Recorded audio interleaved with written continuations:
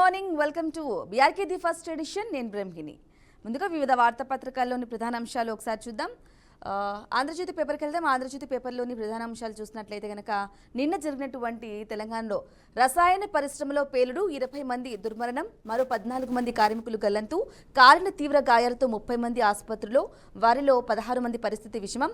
సంగారెడ్డి జిల్లా పాష మైలారం పారిశ్రామిక వాడలో ఘోరమేద జరిగింది. ఇక డ్రయ్యర్ పేరటంతో ఎగిసిన అగ్ని కిల్లలు అంటూ కూడా కథనం ఇవ్వడం జరిగింది. 2 కిలోమీటర్ల మేర కంపించిన భూమి, కుప్పకూలిన పరిశ్రమ గెస్ట్ హౌస్, అందులో ఉన్న జనరల్ మేనేజర్ అయితే మృతి చెందారు.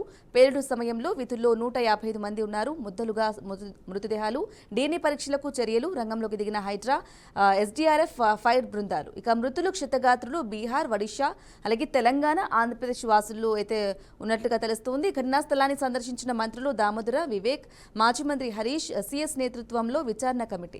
ఘటనపై సీఎం దిగ్భ్రాంతి వ్యక్తం చేశారు. నేడు సందర్శన కూడా చేయబోతున్నారు. ఇక చూసుకోవచ్చు, ఒక చిత్రాన్ని కూడా ఇవ్వడం జరిగింది. పరిశ్రమలో పేలుడుతో ఎగసిపడుతున్న మంటలు అంటూ కూడా ఒక ఇమేజ్ ఇవ్వడం జరిగింది. అలాగే అంబులెన్స్లో తీవ్ర కాలిన గాయాలతో వారు అంబులెన్స్లో వెళ్తున్న పరిస్థితిని కూడా చూసుకోవచ్చు. రైట్. కానీ నిన్న ఘోర రసాయన పరిశ్రమలో పేలుడైతే సంభవించి 20 మంది ఏకంగా దుర్మరణం చెందారు. ఇక ఇదే విషయానికి సంబంధించి వారి విశ్లేషణ అలాగే అభిప్రాయాన్ని తెలియజేయడానికి మనతో పాటు ఉన్నారు ప్రముఖ సీనియర్ జర్నలిస్ట్, రాజకీయ విశ్లేషకులు బండారు రామ్మోహన్ రావు గారు మనకు లైవ్ లో అందుబాటులో ఉన్నారు. Sir, good morning sir. నమస్కారం.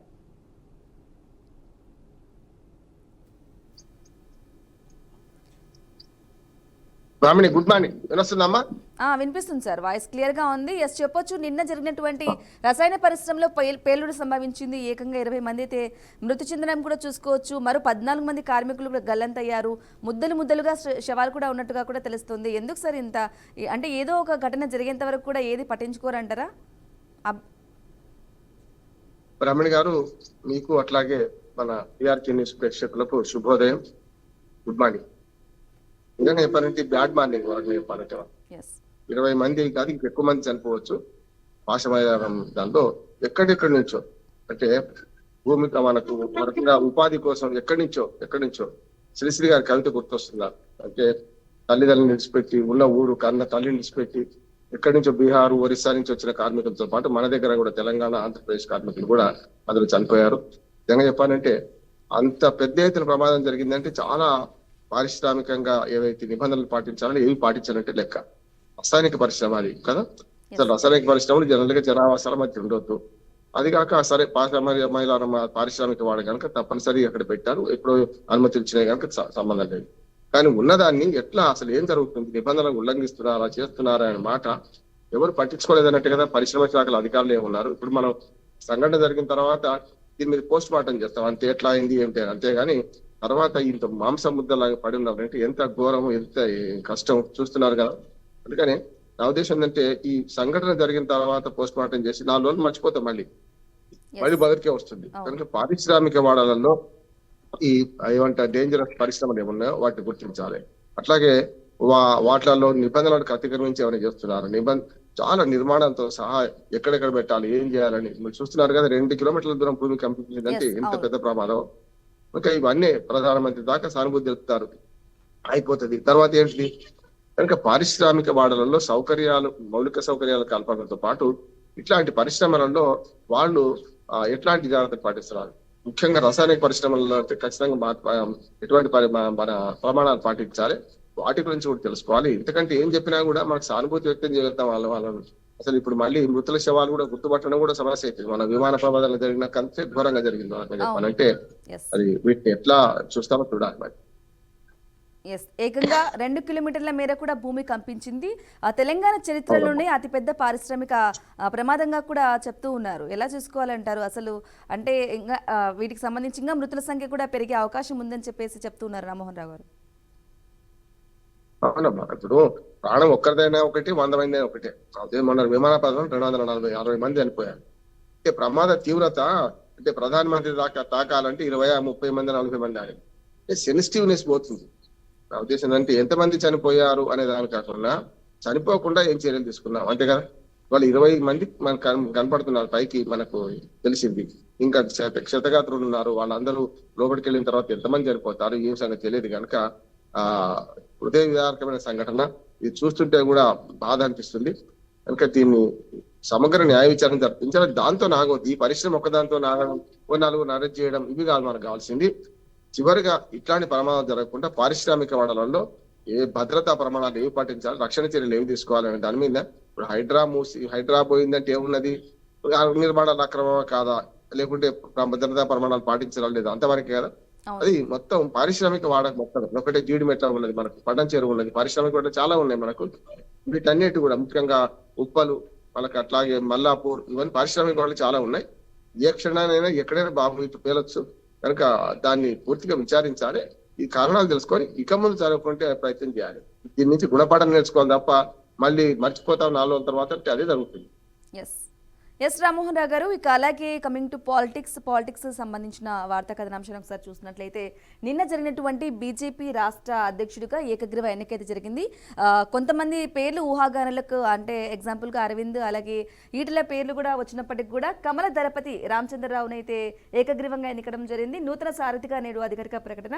కార్యకర్త నుంచి పార్టీ అధ్యక్షుడి దాకా అలాగే 4 దశాబ్దాలు అంచెలంచెలుగా ప్రస్థానం. విద్యార్థి నేతగా రాడికల్స్తో పోరు, నక్సల్స్ దాడితో 2 నెలల మంచంపైనే. 1986 నుంచి అడ్వకేట్ గా సేవలు అందించారు. అలాగే కార్పొరేట్ గా తొలిసారి పోటీ. 2015లో ఎమ్మెల్సీగా ఎన్నిక. రాష్ట్రంలో అధికారిక పీఠమే లక్ష్యం అంటూ కూడా ఇవ్వడం జరిగింది. అలాగే స్థానిక సంస్థల ఎన్నికలే తొలి టార్గెట్, అందుకే కమల దళపతి రామచంద్రరావు అంటూ కూడా ఇవ్వడం జరిగింది. ఎలా చూసుకోవాలంటారు? బీజేపీ రాష్ట్ర అధ్యక్షుడు ఏకగ్రీవంగా ఎన్నికయ్యారు. ప్రస్తుతానికైతే కొంతమంది పేర్లు ఎగ్జాంపుల్ గా వినిపించినప్పటికీ ఎవరు ఊహించని విధంగా అయితే ఆయన ఎన్నిక అయితే జరగడం జరిగింది. ఆయన పేరు తెరపైకి రావడం మీద ఎలా చూసుకోవాలంటారు? మీ విశ్లేషణ ఏంటి, మీ అభిప్రాయం ఏంటి రామ్మోహన్ రావు గారు? అనూహ్యమైన పరిణామం ఏం కాదు అనుకుంటుంది, కానీ నా నలుగురిలో ఎవరు ఎంపిక చేస్తారనే దాని విషయంలో ఆయన పేరు అస్సలు లేకుండా లేదు. నా మిత్రుడు, అడ్వకేట్ మిత్రుడు తాను నాకు. అట్లానే మనకు మా ఇంటికి కూడా నాకు అసలు వచ్చినవాడు, నా పార్టీతో సంబంధం లేదు, కానీ ఆయన మంచి మిత్రుడు. ఆయన ఎన్నికైనందుకు మొదటగా మన బీఆర్కే న్యూస్ సందర్భంగా నేనైతే శుభాకాంక్షలు తెలియజేస్తాను, పార్టీలకు అతీతంగా.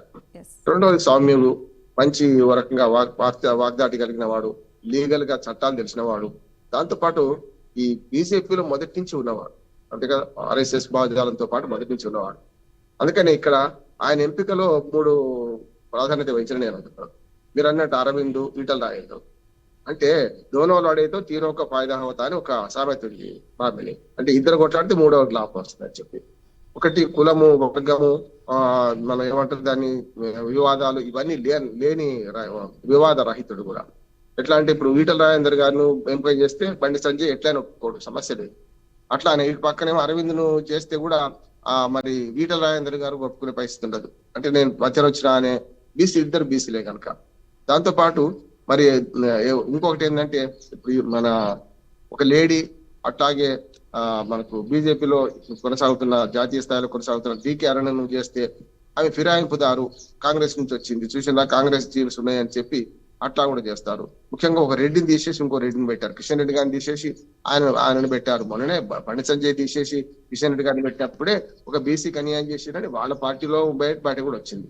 ఇక అంతర్గతంగా పార్టీలో కూడా ఏమంటున్నారంటే, ఇప్పుడు మనకు రాజా సింగ్ గారు ఆయన మొదలే చెప్పారు ఏమంటే, ఈ సరిగ్గా పోతలేదు, దేవరొక్క నేను కూడా నామినేషన్ వేస్తే నేను ఎందుకుండొద్దు అని చెప్పి ఆయన బలవంతంగా ఆపారని, బెదిరించారని, మీరు వేయొద్దని అడ్డుకున్నారని ఒక మాట ఆయనే స్వయంగా చెప్పిండు. ఇప్పుడు పార్టీకి రాజీనామా చేసిండు, నాకు పదవి కూడా రాజీనామా చేస్తానని కిషన్ రెడ్డి గారికి రాజీనామా పత్రం పంపినట్టున్నారు. కనుక అట్లా చూసుకుంటే ఏంటంటే, మీకు రాజా సింగ్ విషయంలో చాలా సార్లు పార్టీ ఇబ్బంది పడ్డది. పార్టీ లైన్ దాటి కూడా మాట్లాడుతున్నాను. అంటే పార్టీ లైన్ అంటే హిందుత్వవాదిగా నేను పార్టీ మాట్లాడలేని విషయాన్ని నేను మాట్లాడుతున్నాను ఆయన అంటుంటాడు ఎప్పటికి కూడా. అది ఆయన నైజం, దాన్ని కొత్తగా చేయాల్సిన అవసరం లేదు. గతంలో సస్పెండ్ చేశారు, మళ్ళీ మొదలు తీసుకున్నారు. ఇప్పుడు మళ్ళీ నేను బయటకు పోతా అంటున్నాడు. పార్టీ మీద, అధినాయకత్వం మీద పెద్ద ఎత్తున తిరుగుబాటు వ్యక్తం చేశారు ఆయన. అది చూసుకుంటే ఆయన తప్ప ఇంకెవరిని చేసినా కూడా, రామచంద్రరావు చేసినా అనే నిరసన చేస్తలేడు. నన్ను ఎందుకు కానిస్తలేరు అని అంటున్నాడు. కనుక ఆ విషయంలో 3 చూశారు. బీసీల మధ్య పోటీ ఉంది కనుక ఎవరిని చేసినా రేపు పొద్దున మళ్ళీ పార్టీకి నష్టం అనుకున్నారు. ముఖ్యంగా రెడ్డిని తీసేసి ఇంకో రెడ్డిని పెట్టడం సరైనది కాదనుకుంటున్నారు. మళ్ళీ రఘునందనరావు గారు కూడా పోటీలో ఉంటే, రఘునందనరావు గారు కూడా మంచి వ్యక్తి, కానీ ఇక్కడ రఘునందనరావు గారికి వేలమా కులం మాట వచ్చింది. అంటే చూసినా మళ్ళీ బీఆర్ఎస్ బీజేపీ ఒకటే, రఘునందనరావు పెట్టిందంటే కేసీఆర్ పెట్టించుడే పెట్టుడు అనే ఒక మాట అంతా నిన్ననే అన్నాను నేను. కానీ ఇప్పుడు ఏమంటుందంటే, రామచంద్రరావు గారిని కూడా పెట్టించి ఆయన బ్రాహ్మణ కులానికి చెందినవాడు, నేను హేతువాదిని, నేను కులాలు చెప్పొద్దు కానీ తప్పనిసరి ఇప్పుడు ఏమవుతుందంటే రాజకీయాల్లో కుల ప్రస్తావన వస్తుంది కనుక ఈ 3 వర్గాలు, ఒక రెడ్లు లేకుంటే బీసీలు అట్లానే వేలమ వర్గం, ఈ మూడింటి కాదనుకుంటే ఇంకోటి మిగిలింది ఒకటే వివాదారహితులు. తను ప్రాతినిధ్యం వహించిన కులానికి కూడా కులం ముద్ర వేసుకోలేదు. కానీ ఇవన్నీ చూసుకుంటే ఆయన ఎంపిక చేసుడు కరెక్ట్ అనుకున్నారు. అంటే మధ్యవాదిగా ఈ అందరినీ ఈ 3 సమీకరణలు పక్కన పెడితే ఈయన సమీకరణ కరెక్ట్ అని అనుకున్నట్టుంది. ఆయన పేరు ఎప్పటి నుంచో వచ్చింది, కొత్తగా ఏం కాదు. కానీ ఆ పేరు అంటే అనూహ్యంగా వచ్చింది ఏం కాదు. అందులో నుంచి ఈయనను ఎంపిక చేయడం మాత్రం అనూహ్యం. ఒక 6 పోటీ పడితే అందులో నుంచి ఇప్పటికే మరి రామచంద్రరావు గారిని ఎంపిక చేసిన విమర్శ అంటే పార్టీలో ఇంటర్నల్ గా రాజస్థాన్ తిరగబడ్డాడు. అట్లానే కాంగ్రెస్ పార్టీ నేను ఒక పోస్ట్ వేసిందమ్మా, మీరు వీలైతే ఆ పోస్టర్ ఏంటంటే సోషల్ మీడియాలో ఇది కేసీఆర్ గారే ఈయన ఎంపిక కారణం అని చెప్పి ఈ రామచంద్రరావు గారు కేసీఆర్ కు హృదయం చేసుకుంటూ ఒక ప్రకటన ఇచ్చినట్టు, అంటే ఇవ్వలేదు, ఒక సోషల్ మీడియాలో చిన్న పోస్ట్ వేశారు. అంటే చూస్తున్నాం మనం, అంటే ఏ పని చేసినా తండ్రి కొడుకులు గాడిద కథ చెప్పుకుంటాం కదా, ఏ పని చేసినా అది విమర్శ పాలవుతుంది. నరం లేని నాలుకే కదా, ఏదైనా విమర్శించవచ్చు. అట్లా నా ఉద్దేశం ఏంటంటే ఇప్పుడు వాళ్ళ అన్ని సమీకరణలు పరిశీలించి రామచంద్రరావు గారికి ఇవ్వడం మాత్రం సరి అయిందని నేను అనుకుంటున్నాను. అంటే ఈ పరిస్థితులలో కులాలు వర్గాలు అట్లానే వాళ్ళ మధ్యన ఉన్న పంచాయతీ ఇవన్నీ చూసి ఎవరికి ఏ వర్గానికి చెందిన వ్యక్తిగా, ముఖ్యంగా ఆర్ఎస్ఎస్ నుంచి వచ్చిన వ్యక్తిగా, అట్లాగే పార్టీకి మొదటి నుంచి ఉన్న వ్యక్తిగా ఆయన ఎంపిక చేసి కరెక్ట్ అంటున్నాను. ఎస్ రామ్మోహన్ రావు గారు, ముఖ్యంగా చెప్పుకోవాలంటే బీసీకి సంబంధించి కూడా చాలా ఈ మధ్య కాలంలో చాలా రకంగా వింటూ ఉన్నాం. బీసీ నినాదం చాలా మంది ఎత్తుకుంటూ ఉన్నారు. ఈ నేపథ్యంలో బండి సంజయ్ కూడా కేంద్ర మంత్రి చెప్పడం జరిగింది, మేము అధికారంలోకి వస్తే గనక ఖచ్చితంగా బీసీనే సీఎం అని చెప్పడం కూడా చూసుకోవచ్చు. ఎలా చూసుకోవాలంటారు? నిజంగా అవి సాధ్యమయ్యే అవకాశమే అంటారా? ఎందుకంటే గతంలో కూడా మనం తెలంగాణ రాగానే మన దళితులు సీఎం చేస్తాను కేసీఆర్ గారు అన్నారు. అంటే సార్ బీసీని సీఎం చేయడం పెద్దగా అంటే మన అనూహ్యంగా ఉండదు. ఖచ్చితంగా అది అద్భుతం కూడా కాదు, పెద్దగా దాని వాళ్ళకి సాధ్యం కాదు, అంతకంటే కాదు.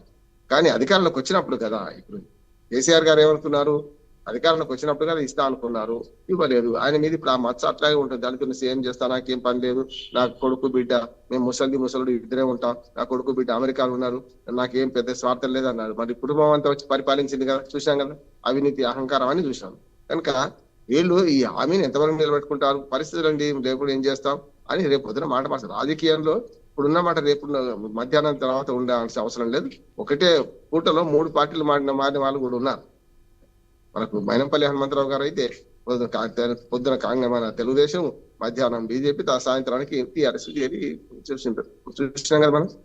ఆయన ఒక్కరే కాదు, చాలా మంది ఉదయం సాయంత్రం కల్లా పార్టీలు మారిన వాళ్ళు చాలా మంది ఉన్నారు. తర్వాత కాంగ్రెస్ లో ఉన్నారు ఇప్పుడు వాళ్ళు. అందుకనే ఇట్లా చాలా మంది ఫిరాయింపుదారులు ఇవన్నీ చూస్తున్నాం కనుక మీకు సమస్య లేదు. ఆనాడు ఏమవుతుందో ఇప్పుడు చెప్పలేం. కానీ వాళ్ళ హామీ ఒకటి ఏంటంటే బీసీలను చలబరచడానికి పనికి వస్తుంది. ఇంకోటి ఏంటంటే బీసీ మేమెంతో మాకంతా అని వస్తుంది కనుక ఇది ఒకటి ఇవ్వలేకపోయినంత నష్టం ఏం లేదు. ఈటల రాజేందర్ గారికి కేంద్ర నాయకత్వంలో కేంద్ర పార్టీలో ఏమైనా అవకాశం ఇస్తామనుకుంటున్నాను నేనైతే.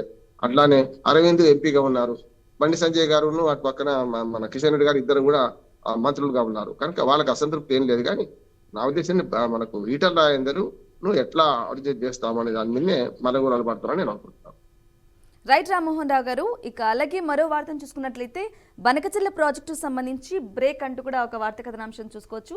ప్రాజెక్టు పర్యావరణ అనుమతికి విధి విధానాలు జారీ చేయలేం, అంతరాష్ట్ర అంశాలు ఇమిడి ఉన్నందున టీఓఆర్ నిర్ణయించలేం, గోదావరి ట్రిబ్యునల్ నిబంధనల ఉల్లంఘనపై ఫిర్యాదులు వచ్చాయి, వరద జలాల లభ్యతపై సమగ్రంగా అంచనా వేయాల్సి ఉంటుంది, ఇందుకు సిడబ్ల్యూసీని సంప్రదించండి, ఆమోదం తర్వాతే రండి, ఏపీ సర్కార్కు కేంద్ర అటవీ పర్యావరణ శాఖకు చెందిన నిపుణుల ముదింపు కమిటీ స్పష్టీకరణ, ప్రతిపాదన అయితే వెనక్కి, అలాగే ప్రాజెక్టుకు పర్యావరణ అనుమతి ఇవ్వరాదంటూ కేంద్రానికి గతంలో సీఎం రేవంత్ మంత్రి ఉత్తమ్ లేఖలు వినతి పత్రం అంటూ కూడా ఇవ్వడం జరిగింది. ఇక బనకచెర్లకు బ్రేక్ అయితే పడబోతుంది అంటూ కూడా ఒక వార్తా కథనాంశం చూస్తున్నాం. ఎలా చూసుకోవాలంటారు? మీ విశ్లేషణ ఏంటి రామ్మోహన్ రావు గారు?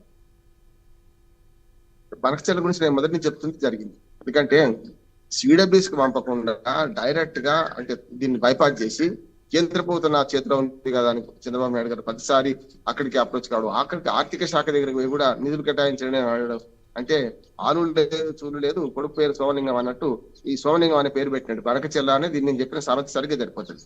వాళ్ళు చేయాల్సిన పని ఏంటంటే ఈ మొత్తం వైబిలిటీ ఏమిటి, ఒక ఇంటర్ రివర్ చేంజ్ లో ఏం జరుగుతుంది, ఎటు నీళ్ళు ఎటుపోతాయి. ఎందుకని నేను మొదటి చెప్తున్నాను, మన మెరిసేది అంత బంగారం కాదు, ఏమంటూ పారేవన్నీ కూడా మిగులు జలాలు కావు. కనుక అదే కదా వరద జలాలు ఎంత ఉన్నాయి, దాన్ని అంచనా వేయాలి కదా.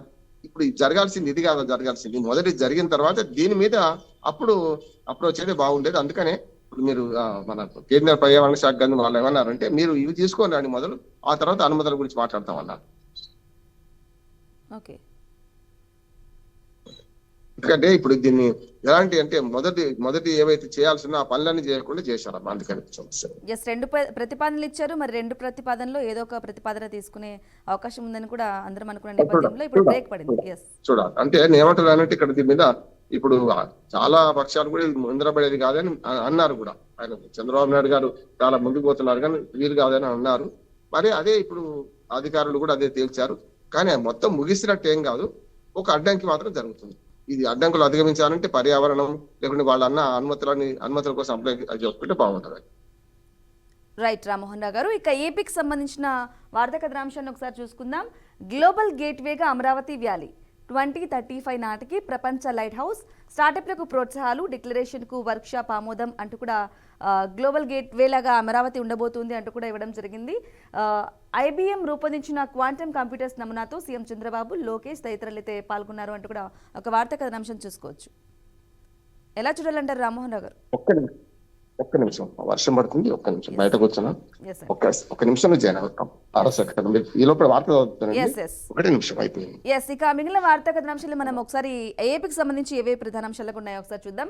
క్వాంటమ్ ఆవిష్కరణలకు ఆకాశమే హద్దు, స్టార్టప్లు తరలి రావాలి. ఇక అమరావతిలో పెట్టుబడుల లక్ష్యంగా చంద్రబాబు అయితే ప్రయత్నాలు అయితే చేస్తూ ఉన్నారు. ఈ నేపథ్యంలో అమెరికాలో సిలికాన్ వ్యాలీ, అమరావతిలో క్వాంటమ్ వ్యాలీ.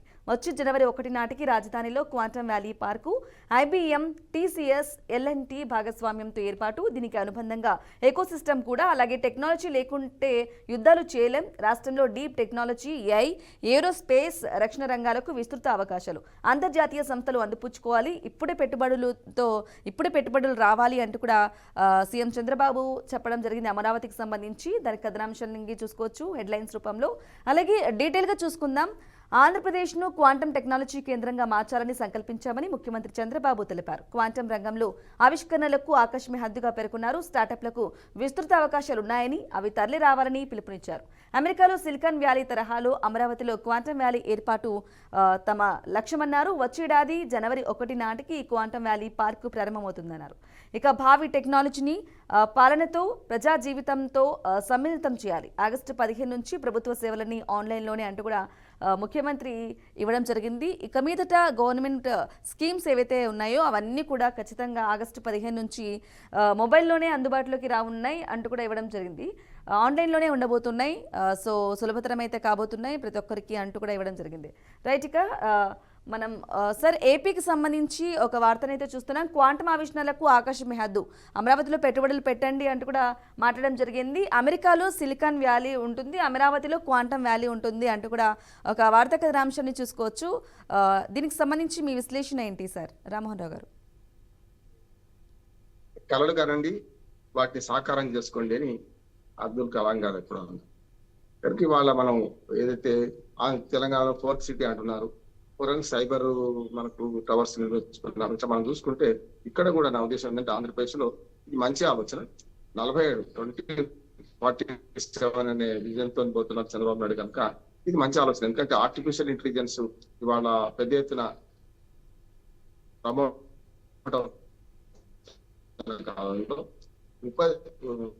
కావాలంటే ఖచ్చితంగా నైపుణ్యాలు, టెక్నాలజీ ఇవాళ ఉన్నట్టు రేపు లేదు, రేపు ఉన్నట్టు ఎల్లుండి ఉండాలి.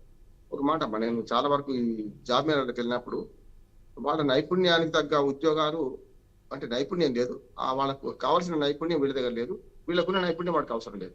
కనుక ఇప్పుడు నేను ఏమంటున్నాను, ఇప్పుడు చదువుతున్న వాళ్ళు, ఇప్పుడు కేవలం 10th ఇంటర్మీడియట్ చదువుతున్న వాళ్ళకు ఒక 5 ఏళ్ల తర్వాత ఏ ఉద్యోగ అవకాశాలు ఉంటే చెప్పలేని ఒకనాడు అట్లా రాకపోతున్నాయి. మెకాల విద్యా విధానాల్లో డిగ్రీ కానీ ఏదో ప్రభుత్వ ఉద్యోగం సంపాదించుకోవడం, సర్టిఫికేట్ పెట్టుకోవడం జరిగింది. ఇప్పుడు అర్థం కాదు. ఇప్పుడు యువత ఏంటంటే వాళ్ళు చదువు పెట్టిపోతున్నారు కదా. అందుకని చూస్తుంటే ఏంటంటే ఈ చదువులకు ఆ ఉపాధి కల్పనకు పెద్దగా సంబంధం లేకుండా పోతుంది. ఒకటి ఏ ఉపాధి లభిస్తుంది, ఒక 4-5 ఏళ్ల తర్వాత ఏ అద్భుతం జరుగుతుంది, ఎట్లాంటి ఉపాధి లభిస్తాయి కూడా ఒక అంచనా లేకుండా పోతుంది. అందుకనే ఒక చెప్పాలంటే ఇవాళ సాఫ్ట్వేర్ రంగం కొద్ది రోజులు బాగా రాజ్యం అనేది, ఇప్పుడు కూడా రాజ్యం అనేది. ఇంకో 5 ఏళ్ల తర్వాత ఉన్నారు నేను లేదు. అప్పుడు పరిశ్రమ ఉత్పత్తులు పెరిగినాయి అనుకోండి, ఉత్పత్తికి సంబంధించిన నైపుణ్యాలు కావాల్సి వస్తుంది. అందుకనే ఇది క్వాంటమ్ ఏదైతే వాల్యూ ఉందో ఇది మంచిది. దీనివల్ల అంటే ఆలోచన మొదలు పెట్టిండ్రు, ఇవాళ రేపు అవుతుందా ఎల్లుండి అవుతుందా, విమర్శించే వాళ్ళు ఎప్పుడైనా విమర్శిస్తారు. నా ఉద్దేశం అంటే ఆంధ్రప్రదేశ్ కు ముఖ్యంగా యువతకు ఇది వరం అవుతుంది. రేపు పొద్దున ఏదైనా కొత్త పరిశ్రమలు రావడానికి కానీ, వచ్చిన పరిశ్రమలో నైపుణ్యం తెలుసుకొని వాటిల్లో పనిచేయడానికి కానీ వీలవుతుందని నేను. రైట్. ఓకే రామ్మోహన్ రావు గారు, అలాగే మరో వార్తను చూసుకుందాం. ఇక బిగుస్తున్న ఉచ్చు లిక్కర్ స్కామ్లో చివరెడ్డి అనుచరుల అరెస్ట్. సిట్ అదుపులో బాలాజీ కుమార్, ఎద్దల నవీన్, ఆంధ్రప్రదేశ్లో ఇండోర్లో దొరికిన నిందితులు, స్థానిక కోర్టులో ప్రవేశపెట్టిన అధికారులు, ట్రాన్సిట్ వారెంట్, నేడు బెజవాడకు తరలింపు, ఎన్నికల ముందు 100 కోట్ల తరలింపు, చివరెడ్డి అరెస్ట్ తర్వాత అజ్ఞాతంలోకి, ఆలయాలు సందర్శిస్తూ నేపాల్ వరకు పరారీ అంటూ కూడా ఇవ్వడం జరిగింది. ఇక లిక్కర్ స్కామ్ కేసులో ఏపీకి సంబంధించి ఒక్కొక్కరిగా బిగుస్తుంది ఉచ్చు అంటూ కూడా ఒక వార్తా కథనాంశం చూసుకోవచ్చు. ఎలా అంటారు, ఏ విధంగా చూసుకోవాలంటారు రామ్మోహన్ రావు గారు? లిక్కర్ స్కామ్ లో తీగలాగారు, దొంగ కదులుతుంది ఒక్కొక్కటి. దాంతోపాటు అసలు రాజకీయ నాయకులు ఇవాళ డబ్బు మధ్య మంచి ఎన్నికలు గెలిచిన తర్వాత ఆ డబ్బు సంపాదించుకోవాలి కదా. ఎట్లా సంపాదించుకోవాలి ఆ డబ్బులు? లిక్కరు, స్టాండు, మైను ఇట్లాంటివన్నీ కూడా మనకు వాళ్ళకు ఆదాయ వనరుగా మారుతున్నాయి కదా. అందుకని ఏమంటున్నానంటే ఇందులో నుంచి అవినీతి తీసేస్తే తప్ప సాధ్యం కాదు. కానీ వాళ్ళ లిక్కర్ స్కామ్ లో ప్రధానంగా జరిగింది, వాళ్ళు ఏమంటున్నారంటే డిజిటల్ పేమెంట్స్ లేకుండా, అదే మన గవర్నమెంట్ షాపులు నడుపుతుంది కదా, డిజిటల్ పేమెంట్ లేకుండా ఈ డబ్బులను డైరెక్ట్ గా క్యాష్ తీసుకున్నారు. ఈ క్యాష్ ఎక్కడ పోయిందంటే రోజు కట్టలు కట్టేసుకొని పలానా వాళ్ళ ద్వారా పోయిందని ఆరోపణ చేస్తున్నారు. ఆరోపణ కనుక నేను వాళ్ళ పేర్లు చెప్పాను. ఇప్పుడు అరెస్ట్ అయిన వాళ్ళ పేర్లు అయితే మనం బహిరంగంగా చెప్పవచ్చు. దేవిరెడ్డి భాస్కర్ రెడ్డి గారిని చూస్తే మోహిత్ రెడ్డి కూడా దొరకలేదు అంటున్నారు, ఆయన అజ్ఞాతంలో ఉన్నారు అంటున్నారు. కానీ ఇవన్నీ చూస్తే ఏంటంటే ఇంకా అరెస్ట్ చేస్తూనే ఉన్నారు. ఈ అరెస్ట్ చేసిన తర్వాత అసలైన ఇప్పుడు తీగలాగితే డొంక కదలాలి కదా, అసలు డొంక ఎక్కడ ఉంది అంటే జగన్మోహన్ రెడ్డి గారి దగ్గర ఉందని వీళ్ళు ఆరోపిస్తున్నారు. ఆరోపణ కరెక్టా కాదా వేరు, కానీ చివరికి బిగ్ బాస్ ఎవరంటే అక్కడికి పోయి అంటున్నారు. అది ఎంతవరకు నిజమని తేల్చాల్సింది విచారణ సంస్థలు మాత్రమే. వాళ్ళ సిటీ ఏదైతే విచారణ చేస్తుందో ఈ విచారణలో లిక్కర్లో కుంభకోణం జరిగిందని రెండు. ఒకటేమో డిజిటల్ పేమెంట్ లేకుండా డైరెక్ట్ క్యాష్ వసూలు చేశారు. అట్లాగే కొందరు ఎమ్మెల్యేలు కూడా బహిరంగంగా చెప్తున్నారు. ఇప్పుడు తాడిపత్రి మన మున్సిపల్ దివాకర్ రెడ్డి గారు ప్రాంతం తాడిపత్రి సోదరులు జేసీ బ్రదర్స్ అయితే డైరెక్ట్ గా మాకు క్వార్టర్కి 20 రూపాయలు మాకు ఇవ్వాలి, ఇవ్వకపోతే మేము ఎట్లా రాజకీయాలు చేస్తాం డైరెక్ట్ బహిరంగంగా ప్రకటించారు. ఇద్దరు అనిపిస్తున్నారు. మాకు ఇప్పుడు అది తెలుగుదేశంలో ఉన్నారు వీళ్ళు, కాంగ్రెస్ వైసీపీలో ఉన్న తెలుగుదేశంలో ఉన్న పార్టీలు ఏమైనా అన్ని ఒకే తాను ముక్కలు కదమ్మా. అన్ని కూడా రాజకీయాలలో రంగులు వేరు, జెండాలు వేరు, అజెండా ఒకటే, దోపిడి అనే అజెండా. అందరు రాజకీయ నాయకులు అట్లా ఉండాలని నేను అన్నా కానీ లాకెట్ స్టేట్మెంట్ ఇవ్వను. కానీ మంచి వాళ్ళు కూడా ఉన్నారు, లేరంటలేదు. కానీ 100-78% మంది అట్లాంటి వాళ్ళు తయారయ్యారు. అంటే డైరెక్ట్ గా మద్యం బాటిల్ మీద మాకు షాప్ నుంచి 20 రూపాయలు రావాలని డిమాండ్ అయితే నేను ఫస్ట్ టైం ఎక్కడ వినలేదు. అంటే మద్యం షాప్ కు ఎన్ఓసి ఇస్తేనో లేకపోతే ఏదైనా ఇస్తే ఒక అంశం తీసుకొని లంచం తీసుకొని విడిచిపెట్టింది, కానీ వాళ్ళ వ్యాపారంలో భాగస్వామ్యం ఇవ్వని ఒత్తిడి చేసింది. కానీ ఇట్లా ప్రతి వాటర్ బాటిల్కి 20 రూపాయలు మాకు కావాలని ఎక్కడైతే అనుకోవాలి. కానీ ఇది అదే జరుగుతుంది. ఇప్పుడు వీళ్ళందరినీ విచారిస్తే ఏం జరుగుతుంది అసలు మొత్తం కుంభకోణం అంటే ఇంకొక మాట అమ్మా. ప్రతిసారి కూడా ఈ రాజకీయ పార్టీలు ఏం చేస్తాయంటే ఇప్పుడు కాళేశ్వరంగా ద్రాక్షకోట కుంభకోణం అసలు ఖర్చు అయింది 89,000, ఇదే అంతే. మొత్తము అమ్మింది ఎంత, ఈ 5 సంవత్సరాల్లో లిక్కర్ అమ్మింది ఎంత, దానికన్నా ఎక్కువ కుంభకోణం జరగదుగా. మొత్తం దోచేయరు కదా. అది అర్థం చేసుకోవాలంటే అదిగో పులి అంటే ఇదిగో తోక అనే మాట మాట్లాడుతున్నా. అవినీతి జరిగింది వాస్తవం, ఎంత జరిగిందో చెప్పాలి. కానీ దాన్ని ఎగ్జామినేట్ చేసి ఇష్టం అన్నట్టు వాళ్ళని ఇష్టం అన్నట్టు అంకెలు అంటే ఒకటి పక్కన ఎన్ని సున్నాలు పెడితే 1,00,000 అవుతుంది, ఎన్ని సున్నాలు పెడితే 1 కోటి రూపాయలు అవుతుంది, తెలియని కూడా ఇట్లా మాట్లాడుతున్నారు. రాజకీయంగా పరస్పర ఆరోపణలు చేసుకుంటున్నారు తప్ప ఏం లేదు. ఇదైతే విచారణ జరగాలి. ప్రజాధనం దుర్వినియోగం అయింది, ప్రజలకు ఏదైతే ఖజానాకు రావాల్సిన, రాష్ట్ర ప్రభుత్వ ఖజానాకు రావాల్సిన అమౌంట్ రాలేదని మనం చెప్పచ్చు. రైట్. ఓకే రామ్మోహన్ రావు గారు, ఇక మరో వార్తను చూసుకున్నట్లయితే గనక గుడులపైనే గురి, ప్రధాన ఆలయాల్ని వివాదంలోకి లాగే కుట్ర, లడ్డు ప్రసాదాలపై కావాలనే దుష్ప్రచారం జరుగుతుంది. శ్రీశైలం లడ్డూలో బొద్దింక వచ్చిందని యాగి, దుర్గమ్మ లడ్డూలో మేకు ఉందని హడావుడి, ఆ ఘటనలు ఫేక్ అని తేల్చిన రిపోర్టులు, సీసీ కెమెరాల ఆధారంగా గుట్టురట్టు, వైసీపీ మొదలుపెట్టిన దుష్ట సంప్రదాయం ఇది, టీటీడీ గోవులు చనిపోతున్నాయని, అన్నదానం సరిగా లేదని నిన్న ఉన్న వైసీపీ హల్చల్, అదే కోవలో తప్పుడు వదంతులు వెలుగులోకి అంటూ కూడా ఇవ్వడం జరిగింది. అలాగే ఒక చిత్రాన్ని కూడా ఇవ్వడం జరిగింది. లడ్డూలో బొద్దింక ఉన్నట్లు చూపిస్తున్న ఫేక్ ఫోటో అంటూ కూడా ఇవ్వడం జరిగింది. రామ్మోహన్ రావు గారు, ఈ మధ్యకాలంలో గుళ్ళల్లో ఉన్నటువంటి ప్రసాదాలపైన తీవ్ర అభ్యంతరాలు వ్యక్తం అవుతూ ఉన్నాయి. సో మళ్ళీ ఇప్పుడు శ్రీశైలంలో ఉన్నటువంటి ప్రసాదం లడ్డూలో బొద్దింక వచ్చిందని చెప్పేసి, అది ఫేక్ అని చెప్పేసి టీడీపీ అరుస్తుంది, కాదు నిజమే అని చెప్పేసి కూడా వైసీపీ హల్చల్ చేస్తుంది. ఎలా చూసుకోవాలంటారు రామ్మోహన్ రావు గారు? నేను నాకు చిన్నప్పుడు సినిమా చూశాను. ఒక ఇద్దరు హాస్య నటులు హోటల్కి వెళ్తారు. చేతిలో జేబులో ఒక చచ్చిన బొద్దెంక ఉంటుంది. ఆ బొద్దెంకని తీసుకుంటూ మనకు అన్నదానం చేసి ఇదేరా బాబు అంటాడు. లోపలికి వెళ్ళి ఇడ్లీ సాంబార్ తెప్పించుకొని అంతా తిన్న తర్వాత ఆ బొద్దెంకను సాంబార్లో పడేసి నాన్న గొడవ యాగి చేస్తాడు. సరే వాడు బిల్లు వద్దన్నా సరే ఇంకా ఎదురు డబ్బులు తీసుకుని వెళ్ళిపోతాడు. ఇట్లా ఉన్నది రాజకీయ పార్టీ సరే చూస్తే. ఎందుకంటే వాళ్ళు తీసుకుపోయిన బొద్దెంకనే వాళ్ళు సాంబార్లో పడేసినట్టు వాళ్ళు ఏం చేస్తున్నారంటే అసలు మొదలు ప్రారంభమైంది తిరుమల తిరుపతి పవిత్రత గురించి. అంటే ముఖ్యమంత్రులు ఈ ట్యాంకర్ల దగ్గర కావాలి ఉండాలా, వాచ్మెన్లుగా పనిచేయాలని అన్నాడు జగన్మోహన్ రెడ్డి గారు ప్రభుత్వం పోయి 6 నెలల తర్వాత ఈ ఏదైతే తిరుమల లడ్డు గురించి పవిత్రత గురించి వచ్చింది కదా. నేను ఏమంటానంటే ఆ ట్యాంకర్లు కల్తీనే ఉంది అనుకున్నా కొద్దిసేపటికి. ఒకరేమో చెప్పాను కదా, ఒకరేమో కేవలం అందులో నెయ్యిలో వనస్పతి కలిసిందంటే పవన్ కళ్యాణ్ గారు ఏమన్నారు, ఏకంగా జంతువులకు పోయి కలిసిపోయింది అన్నారు. ఇప్పుడు మొత్తం కొండందవే ఎలుకలు పడుతున్నారు, పెద్ద సమస్య లేదు. అందులో వనస్పతి కలుస్తుంది ఖచ్చితంగా. పామాయిల్ సప్లై చేసినారు. పామాయిల్ అయితే వనస్పతి కదా, పూర్తిగా పామాయిల్ అయితే నాన్ వెజ్ కాదు కదా, జంతువులకు ఉండదు కదా, అందులో చెట్లదే కదా పామాయిల్. అందుకని ఇవన్నీ ఎట్లున్నాయంటే ఆనాటి నుంచి మొదలు పెట్టారు. ఇప్పుడు దాని ప్రతిగా వీళ్ళు మొదలు పెట్టారు. ఇప్పుడు సంవత్సరం అయింది వీళ్ళు ప్రభుత్వం వచ్చి, మన లడ్డూల కల్తీ అంటే ఇప్పుడు ఏం దేవుడి చుట్టూ రాజకీయాలు నడుపుతున్నారమ్మా. అంటే దేవుళ్ళ పేరు మీద, దేవుళ్ళ భుజాల మీద తుపాకులు పెట్టి పేరుస్తున్నారు. దానికి శివుడు లేదు, విష్ణువు లేదు, బ్రహ్మ లేదు, ఇంకొకరు లేదు. నేను ఏమంటున్నానంటే ఇప్పుడు శ్రీశైలం సంగతి చెప్తున్నాను. అది ఆర్టిఫిషియల్ ఇంటెలిజెన్స్ తో చేసినా ఎట్లా చేసినా అనేది కావాలి కదా. నా ఉద్దేశం ఏంటంటే లడ్డూలు ఎప్పుడైనా ఇట్లా విప్పినప్పుడు అట్లా కనపడితే కదా, అది బొద్దింక కావచ్చు, లేకపోతే మేకు కావచ్చు. అవకాశం లేదని అంటే మేకులు రావద్దని, మేకులు రాలేదని అంటలేను, కానీ వీటిని చెప్పాల్సింది తప్పంటే బహిరంగ చేయడం వల్ల ఈ ప్రసాదాల పవిత్రత మీద, ప్రసాదాల నాణ్యత కూడా పెద్ద ఎత్తున భక్తులు ఆందోళన పడే పరిస్థితి కదా. నేను ఆనాడు అదే మంచి ఏమో బహిరంగంగా చెప్పాలి. నిజంగా చెడు జరిగితే కూడా దాన్ని ఏం చేయాలి, భక్తులు కానీ ఎవరైనా కానీ కొంతవరకు దాన్ని సబ్సైడ్ చేయాలంటున్నాను. దాన్ని దృష్టి తీసుకుపోవాలి. అక్కడి నుంచి పోయి వాళ్ళ దృష్టికి తీసుకుపోయి అదే పని చేస్తుంటే చెప్పలేము. ఈ మేకులు రావడం కానీ ఇది రావడం ఇది జరగలేదు అని నేను అంటాను. కానీ ఇది జరిగిన దాన్ని ఇట్లా బాగా ప్రచారం చేస్తే నిజమైన భక్తుల మనోభావాలు ఏమవుతాయి అనేది ఒకటి. ఇప్పుడు మన గుళ్ళ మీద ప్రసాదాలు తయారు చేసే దగ్గర కూడా హోటళ్ళ మీద ఎట్లా తయారీ ఉంటుంది అది కూడా ఉంటుంది. వాటిని మొదలు పట్టుకోవాలి. వరకు చెప్పండి ఏం జరుగుతుంది, అపరిశుభ్రంగా ఉన్నాయా, వంటగది పరిసరాలు ఎట్లా ఉన్నాయి చూడాలి. ఇప్పుడు మనం ఏమంటారు దాన్ని హై టెక్నాలజీతో మనకు తిరుమల తిరుపతి దేవస్థానంలో అన్ని వంటలన్నీ మనం చూస్తుంటాం, కనపడుతుంటాయి. అక్కడ కూడా ఎక్కడ అపరిశుభ్రత ఉంటే కూడా బాగా చేసే ప్రయత్నం చేస్తున్నాను. ఈ చిన్న గుళ్ళ దగ్గర సమస్య వస్తుంది. శ్రీశైలం కూడా పెద్దదే కనుక మరి చూడాలి. ఒక్కరి మీద ఒకరు ఆరోపణలు చేసుకున్నది మాత్రం ఈ దేవుళ్ళ భుజాల మీద తుపాకులు పెట్టి కాల్చుకోకండి. మీ రాజకీయ ప్రయోజనం కోసం భక్తుల మనోభావం దెబ్బతీయకండి అని అందుకని. రైట్ రామ్మోహన్ రావు గారు, థ్యాంక్ యూ అండి. మీ విశ్లేషణ అలాగే మీ అభిప్రాయాన్ని కూడా తెలియజేసినందుకు థ్యాంక్ యూ.